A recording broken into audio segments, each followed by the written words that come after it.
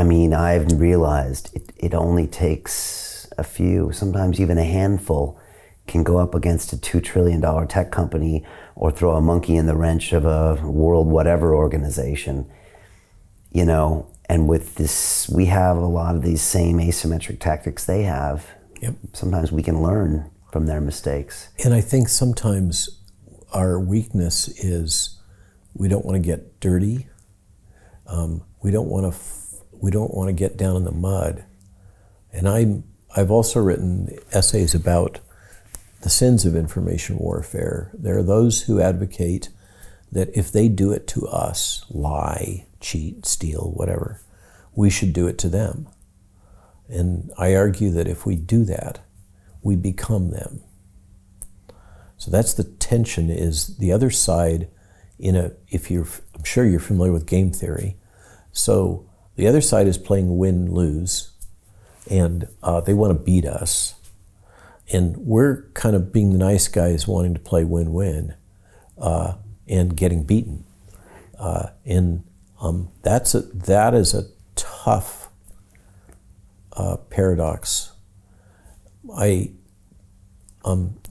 you may know, I spent a fair amount of time with Steve Bannon. I've learned a lot from him.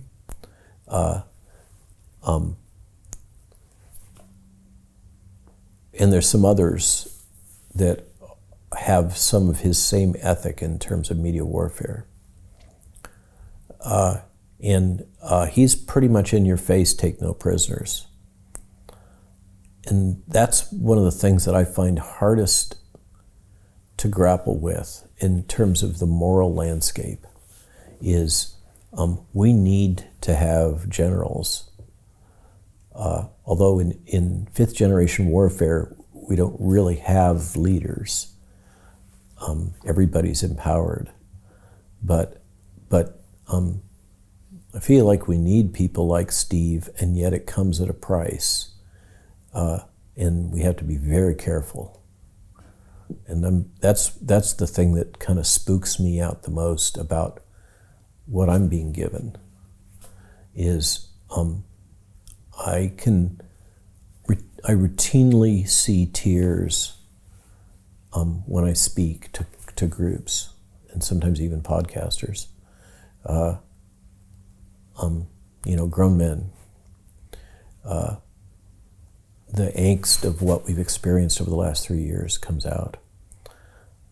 And it frightens me a little bit, because I know how much anger there is underneath that, and frustration. And I know that I have to be really careful what I say, and I have to try hard to give positive and healing, because I could easily light a match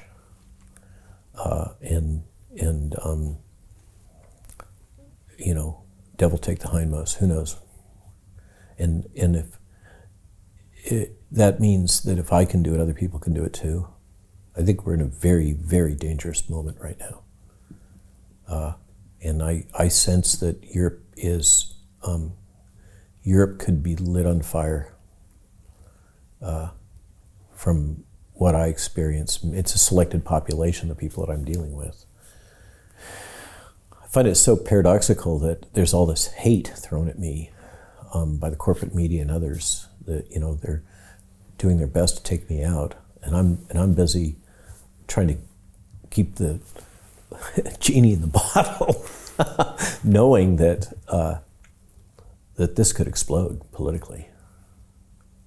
That people will only take so much of this, I'm pretty sure. Is Europe more unstable than America? I think that I sense, and again, I acknowledge the selection bias. I sense what I think is more underlying anger in a lot of Europeans than I sense. A lot of Americans seem to have a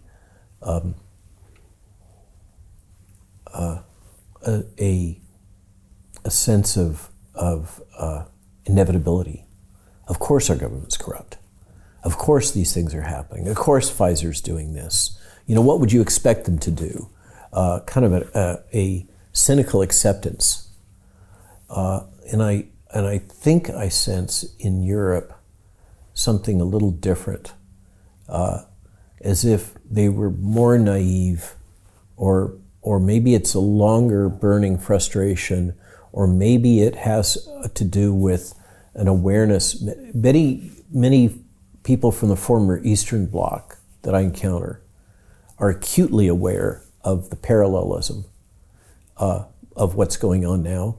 This has been the case all the way through. I remember 2 years ago a podcast with a German. Oh yeah, Germans are hyper aware of what's happening because they see a repeat of history, and it really, it's hard for them to look at. They see themselves in the mirror. It's very pronounced. That's the feedback I've gotten in person with Germans. Yeah. So, I mean, what does Nord Stream mean if you're German? How do you process that? If you're sitting cold, if your mother is freezing, how do you process that? I don't know where this goes. This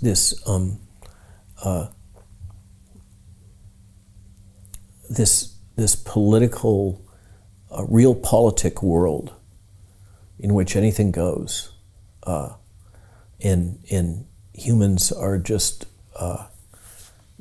casual victims or consequence.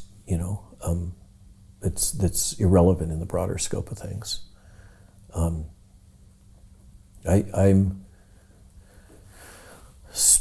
other day somebody said, what keeps you up? What wakes you up in the middle of the night? And I said, worrying about whether or not I can catch the next airplane and be on time to the airport. But the truth is, it's this stuff. It's that underlying anger and angst that's seething and looking for a target. I again and again, Yeats' Second Coming comes to mind. I think it's like the metaphor for our modern times. The slouching beast moving towards Bethlehem to be born. This, written in World War II, I think, post-war period, but it's one of those times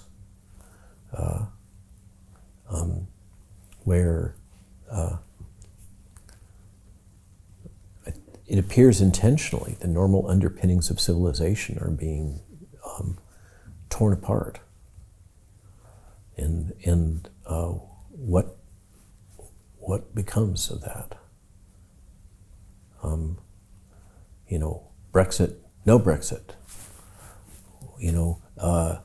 The weaponization of finance, this massive debt load that all these nation states are struggling under, and the control that vests with that, with taking on that much debt.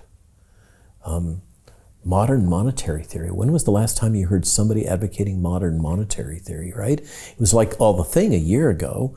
We should just run up the debt. Everybody should just spend.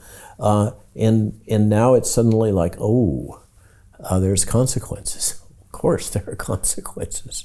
And we're going to have to go to digital currency because the fiat currency is going to collapse, and there's no way to control it. And I don't know where does this go? So Jim Rickards has just recorded a video that's not available to anyone in the public, and he's going to be talking about how this upcoming recession is going to be fast, it's going to be bloody, it's going to be nasty. But at the same time, he's going to show you how you can position yourself to profit from all of this chaos. Now, we've made this video only available to our viewers. Go to londonreal.tv/Jim. Watch that immediately. I can't say enough good things about Jim Rickards. He understands the global economic system better than any guest I've ever had on London Real. His predictions are almost uncannily true, and you can learn how to profit from his vision, from his expertise, and his understanding of economics. So go to londonreal.tv/Jim or click the link below. It's an excellent, excellent look on what's going to happen in the future and how you can position yourself to profit from that.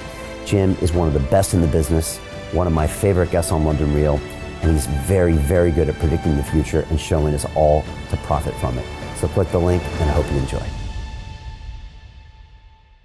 Hey, it's Brian Rose, founder of the DeFi Academy. I've told you my 4-week crypto bootcamp is amazing, but don't take my word for it. This is what my students are saying. The DeFi Academy was an amazing experience for me. It took me totally out of my comfort zone. In this course, I was challenged, I was held accountable, and pushed to do things that honestly weren't always easy. It's been phenomenal, and I can't believe we're already up on our 4 weeks. It has flown by. Going through this DeFi accelerator by far was one of the best courses I've taken. You do this course, you really get into the nitty-gritty of the activities that will make you comfortable with decentralized finance. Thank you so much to Brian and everyone at London Real and the DeFi Academy for even putting together an amazing course like this. Anybody else that wants to do it, please sign up. It is well worth the money.